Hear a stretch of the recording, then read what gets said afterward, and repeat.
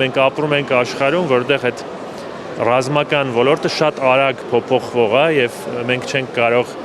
7 տարի, 10 տարի մտածել, թե այս գնումը անում ենք, չենք անում։ Հիմա շատ արագ պետքա շարժվել եւ ոլորտը պետքա ամեն տարի նոր ինչ-որ արդեն մոդիֆիկացիաներ եւ նոր մոդելներ կարողանա գեներացնի։ Այս ցուցահանդեսը ու նաև զորահանդեսը տեսնելով, պարոն Ներսիսյան, ինչ եք կարծում, կարելի է նման գնահատական տալ, այսինքն կխնդրեմ դուք գնահատական տաք, արդյոք Հայաստանը այսօր ժամանակին համահունչ շարժվում է, թե դեռ ունենք ճանապարհ անցնելու։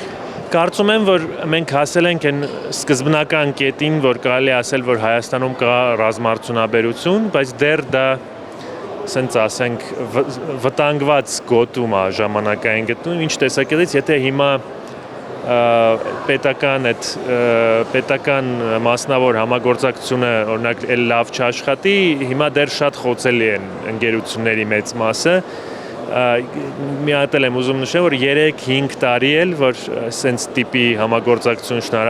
շարունակել ստացվի եւ էքսպորտային հնարավորություններ բացվեն եւ շուկաները այլ երկրների ավելի լայն բացվեն, ինձ թվում է, որ արդեն ավելի կայացած եւ կարելի կլինի, որ արդեն կայացած ռազմական արդյունաբերություն ունի Հայաստանը։ Այսինքն առնվազն այս փուլում ենք, որովհետև պետական մասնավոր բարեհաջող համագործակցություն է եղել, ճիշտ հասկացա։ Այո, որովհետև իսկականից գնումներ են արվել, տեղական ընկերությունից բավականին մեծ, պետք է հասկանալ, որ Հայաստանի շուկան հասկանալ